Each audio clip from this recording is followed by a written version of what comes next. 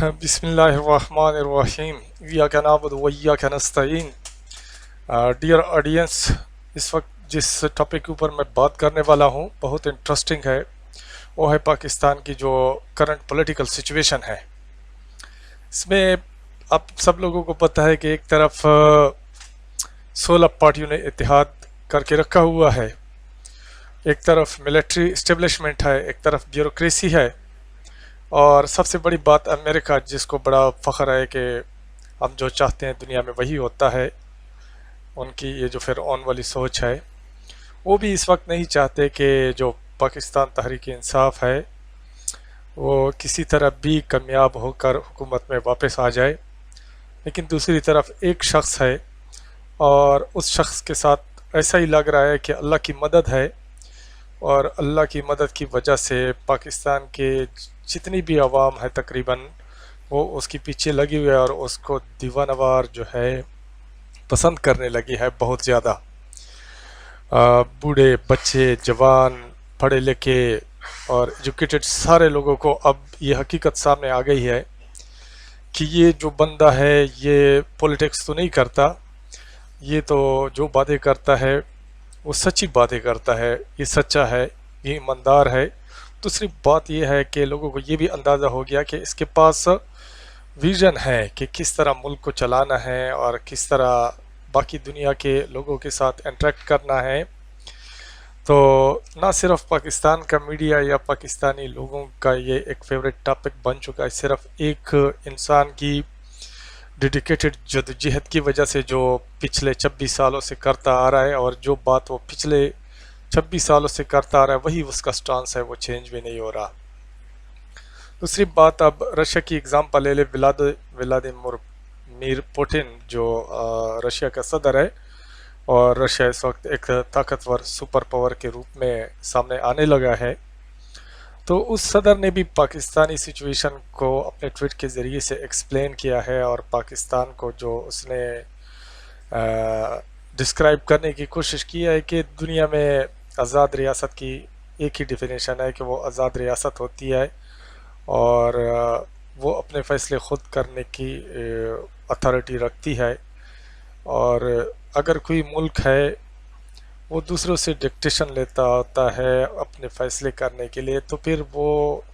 اس کو نام کچھ بھی دے دے، لیکن ایکچولی جو وہ ملک ہوتا ہے وہ ملک نہیں ہوتا، بلکہ وہ ایک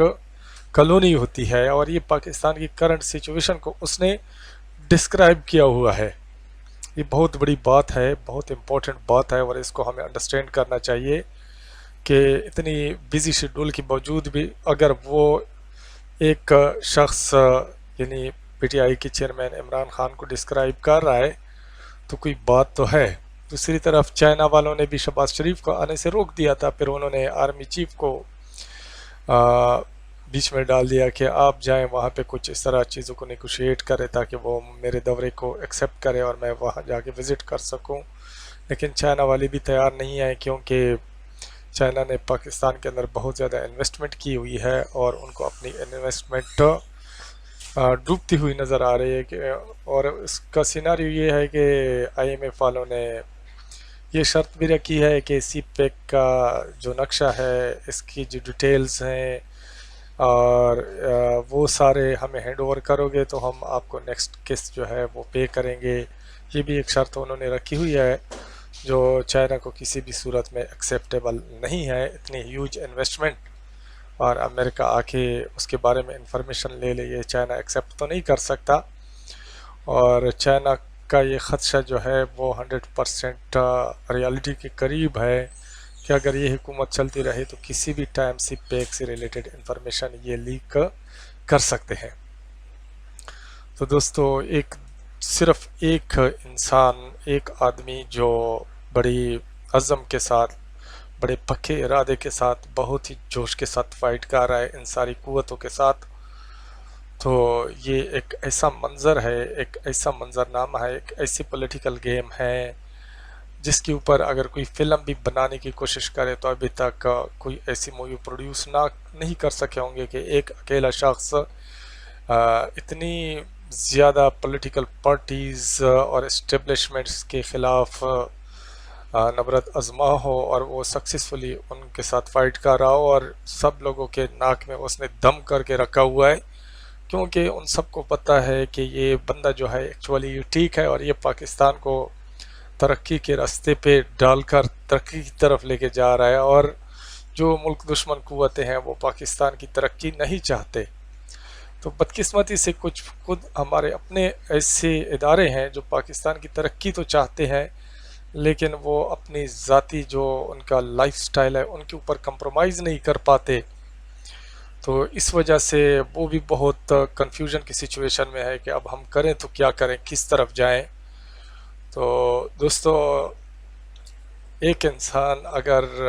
عزم کے ساتھ، پکے ارادے کے ساتھ اور خلوص نیت کے ساتھ باطل قوتوں کے سامنے کھڑا ہو جائے تو پھر اللہ کی مدد اس کے ساتھ شامل ہو جاتی ہے، اور یہ باطل قوتیں جو ہیں وہ ہر جگہ پہ خود بخود یہ چیزیں ایکسیپٹ کر رہے ہیں کہ ہم نے یہ سازش کی ہے، اور اس سازش کے کرنے کے ساتھ ساتھ اب وہ اس غلطی کو بھی تسلیم کرنے لگے ہیں کہ ہم سے غلطی ہوئی ہے، لیکن اب وہ جانتے نہیں ہیں کہ اس غلطی کا جو بوجھ ہے ہم کس کے سر پہ رکھتے، کس کے کندھوں پہ رکھتے۔ جو بھی ادارہ یا جو بھی ملک اس غلطی کو تسلیم کرے گا تو اس کو نقصان تو ہونا ہی ہوگا۔ تو اس وجہ سے اپنے اس نقصان کو چھپانے کے لیے وہ کوئی ایسی فورس یا کوئی ایسی کمیونٹی یا کوئی ایسی پارٹی یا کوئی ایسا ذمہ دار ادارہ دیکھنا چاہتے ہیں کہ سارا گند اس کے اوپر پھینک دیا جائے اور ہم بری ذمہ ہو جائیں۔ تو میری بھی آپ لوگوں سے ریکویسٹ ہے کہ کم سے کم پاکستان کی خاطر جو لا الہ الا اللہ محمد رسول اللہ